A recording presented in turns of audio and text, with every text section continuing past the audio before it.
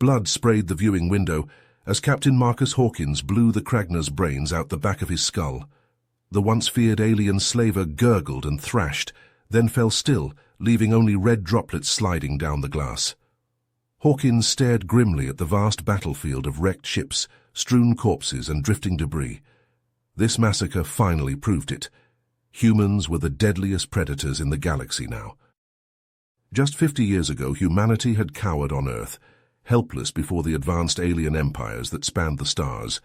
The Zorgians, Kragnar, and a dozen other species had terrorized and enslaved humans for centuries, but no longer.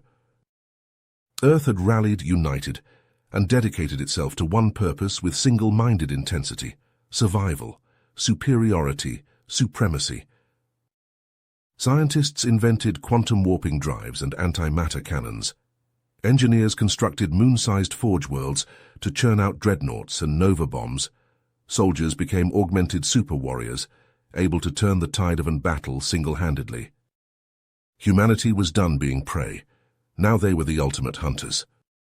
As Hawkins stood on the bridge of the UES Invictus, the pride of Earth's armada, he knew the extinction or enslavement of mankind was at stake. Humanity must secure its dominance here and now, or perish under the heel of vengeful aliens. There was no middle ground. News of the US Invictus's decisive victory over the Kragnar spread across the galaxy like wildfire. Every species, from the methane-breathing Zixarians to the crystalline Praxians, watched the footage in awe and terror. Mankind's new place as the apex predator had been cemented in blood. In the heart of the galactic core, the Aldari homeworld hosted a sprawling citadel known as the Galactic Council headquarters. Representatives from 100 alien races filled the hallowed halls with heated chatter. Yet even here, in the seat of galactic power, many ambassadors jumped at shadows, worried that humanity's wrath would fall upon them next. "Order! We shall have order!" Zalrek slammed his fist on the central podium, his voice booming across the amphitheater. The ashen-skinned Aldari ambassador glowered as the rabble fell into an uneasy silence. "These humans grow more dangerous by the cycle. The Council must curb their expansion before it threatens our position." "You speak of the humans as if they were ravenous beasts," replied Oron, the willowy Iskathari delegate. His bulbous eyes narrowed. "They only seem to strike at those who have wronged them. I see no reason for concern if we maintain peaceful relations." A scoff sounded from across the chamber. Bodril, the Kragnar ambassador, jabbed a clawed finger at the Iskthari. "You do not know the depths of human aggression, Prey. I have seen it firsthand." Zalrek raised his palms. "Esteemed colleagues, this is why I have called this secret meeting. If humanity overthrows the galactic order, we all lose. We must manipulate them into a position of weakness." Oron shook his head. "How? Mankind's military might has surpassed us all." The Aldari ambassador flashed a thin smile. "We do not need to fight them. We need only redirect their fury toward a more convenient target. And the Kragnar have so graciously volunteered." Bodrel's reptilian eyes widened. "You would dare—" "We would. The Council will support Kragnar raids on human colonies along the border. With the intelligence we provide, you will be able to strike at their most vulnerable worlds." Zalrek's voice lowered to a hiss. "Bleed the humans. Goad them into a costly war of attrition. When mankind counterattacks, you will suffer, but so will they. Kragnar space will be the battleground upon which humanity expends its strength and rage." "This is outrageous," Bodrel snarled. "I did not consent to this plan." The Aldari ambassador chuckled. "You wish to see humanity fall as much as we do. What I propose is the only way to accomplish that. Serve as our proxies in this shadow war, and the Council will owe you a great debt." Bodrel fell silent, his claws digging into his podium. "Then we are agreed," Zalrek declared. "The border raids will commence immediately. The humans will believe the Kragnar act alone. Let them slaughter each other in the ensuing war. So long as mankind's focus remains on the Kragnar, the Council will endure." Far away, in the galaxy's eastern spiral arm, Captain Marcus Hawkins stood on the bridge of the UES Invictus. A fierce scowl etched his face as he examined the flickering hologram of human space. "More Kragnar raids, sir," Commander Reeves reported, her voice tight. "All along the border. Preliminary reports say the enemy struck 6 colonies in the past week. Casualty estimates are in the millions." A low growl rose from the captain's throat. The Kragnar's boldness was escalating rapidly, far beyond their usual pattern of small slave-taking runs. "Set a course for the attacked worlds, Commander. We'll sweep the systems and flush out every last reptilian bastard." Hawkins' eyes flashed with determination. "This sudden surge in Kragnar aggression, I don't like it. They're up to something, and we're going to find out what and make them pay in blood." The Invictus leapt to FTL, quantum engines howling. Unbeknownst to her crew, they were playing right into the Galactic Council's hands. The brutal campaign against the Kragnar dragged on, each skirmish more bloody than the last. Captain Hawkins paced the Invictus's bridge, his jaw clenched tight. The reptilian bastards fought with a newfound ferocity, wielding weapons that seemed to pack an extra punch. Something wasn't right. "Sir, we've just received the analysis from the salvage teams," Commander Reeves said, handing over a datapad. "The Kragnar ships and armaments, they're more advanced than anything we've seen from them before. Energy outputs are off the charts." Hawkins' eyes narrowed as he studied the results. The Kragnar were deadly enough with their old gear, if they had access to cutting-edge tech. "This doesn't add up," he muttered. "The Kragnar don't have the scientific know-how to develop this stuff on their own. Someone's arming them under the table." "An unknown benefactor, perhaps," Reeves suggested. "Whoever they are, they're bold enough to risk humanity's wrath by proxy." A cold fury settled in Hawkins' gut. Earth had enough enemies arrayed against it already. The last thing they needed was a clandestine puppet master pulling the Kragnar's strings. "We need to get to the bottom of this fast," he growled, "before the balance of power shifts any further. Prep a stealth shuttle and a marine fire team. We're going to pay the lizards a surprise visit." The covert insertion into Kragnar space was a nerve-wracking affair. Every sensor ping and gravitational anomaly set the crew on edge, dreading detection by a passing patrol. But their stealth tech held, and soon the squad was planetside, creeping through the steel canyons of a Kragnar munitions depot. "Got eyes on some cargo crates, 12 o'clock, whispered Sergeant Hawkins, the point man. No relation to the captain, but just as lethal. Hawkins signaled the team forward, heart pounding as they approached the containers. A quick breach charge popped the locks, revealing racks of sleek rifles and unfamiliar ordnance within. "Definitely not standard Kragnar kit," Reeves said, running a scanner over the weapons. Her brow furrowed. "In fact, the quantum signature on these materials matches known Aldari weapons tech." Hawkins' blood ran cold. The Aldari were the galaxy's premier arms dealers and a major player on the Galactic Council. If they were supplying the Kragnar... "We need to move now," he hissed. "Grab what evidence you can and..." A klaxon split the air, freezing the squad in their tracks. They'd been made. "Contact rear," a Marine shouted, opening fire as Kragnar troops swarmed their position. The depot devolved into a storm of plasma and shredded metal. "Get that data back to the ship," Hawkins roared, dropping a lizard with a clean headshot. "The people of Earth need to know the truth." The return to human space was harrowing, but they made it.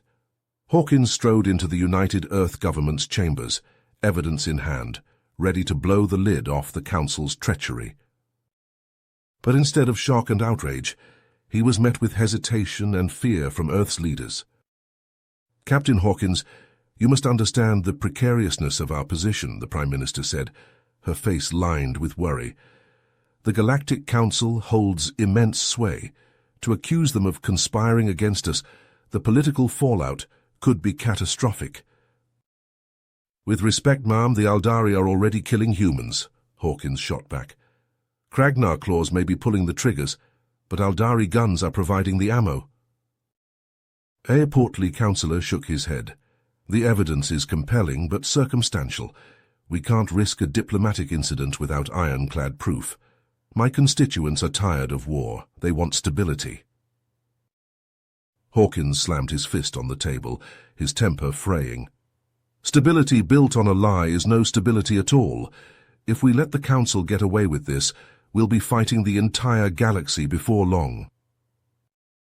The room fell silent, the weight of the choice ahead hanging heavy in the air. Hawkins knew the path forward was clear. Humanity needed to confront the Galactic Council, consequences be damned. But whether Earth's leadership had the spine to do it remained to be seen. Captain Hawkins stormed out of the council chambers, his face flushed with anger. He knew what he had to do. The Galactic Council had to be exposed for their treachery. He calmed his most trusted officers and allies, calling in every favor he had. Within a day, a small but fiercely loyal fleet had assembled, ready to follow Hawkins to the ends of the universe. "Listen up," Hawkins said, his voice booming over the comm. "We're going to hit the Council where it hurts. Intel says they have a secret weapons facility in the Zeta Sigma system. That's where they're supplying the Kragnar with advanced tech. We're going to raid that facility and broadcast their betrayal to the whole damn galaxy." The fleet jumped to FTL, racing towards the facility. As they dropped out of warp, alarms blared across the bridge. "Multiple contacts, Captain," Reeves shouted. "Looks like the Council's got some serious firepower guarding this place." Hawkins gritted his teeth. "All ships engage the enemy. We need to punch through their lines and get boots on the ground in that facility." The space around the facility erupted into a maelstrom of fire and shrapnel. The Council ships were top of the line, their shields shrugging off the initial human volleys. But Hawkins' fleet fought with a desperate ferocity, outmaneuvering and outgunning the defenders, through sheer skill and tenacity. "We've got a breach in their perimeter," Reeves reported, her console lighting up.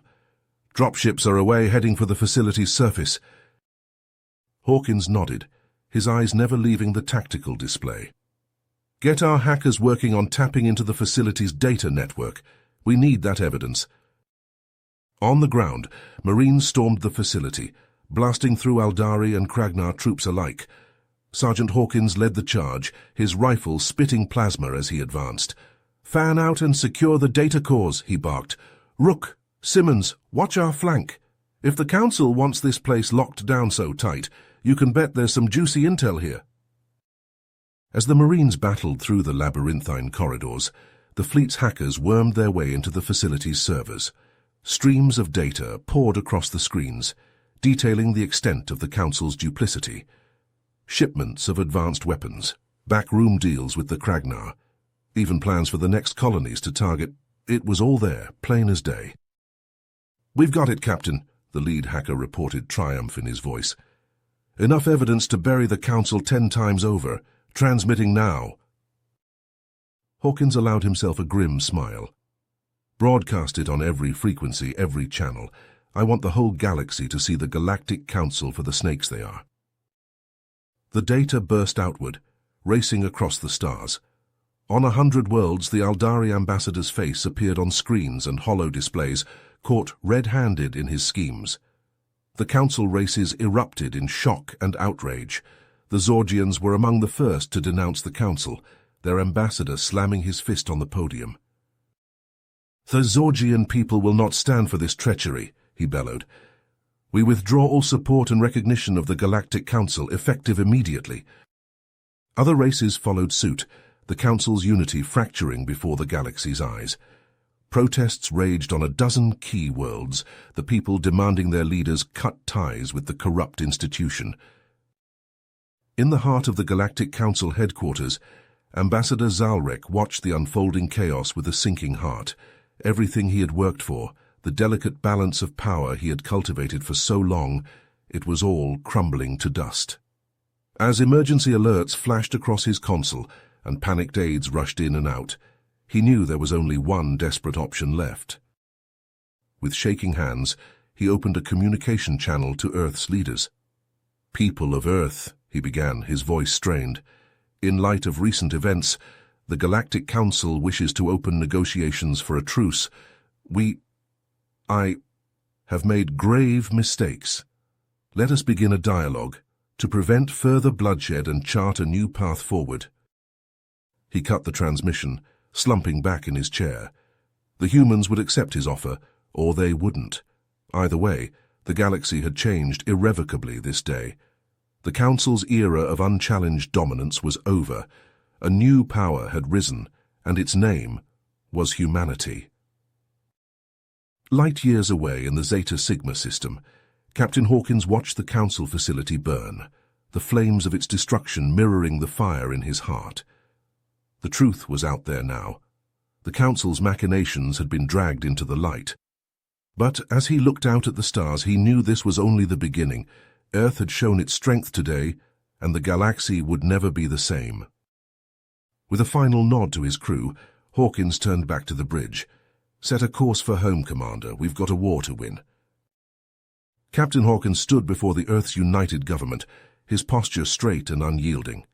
The assembly hall was packed to the brim, with every seat filled and people lining the walls. The air crackled with tension as Hawkins stepped up to the podium, his eyes scanning the crowd.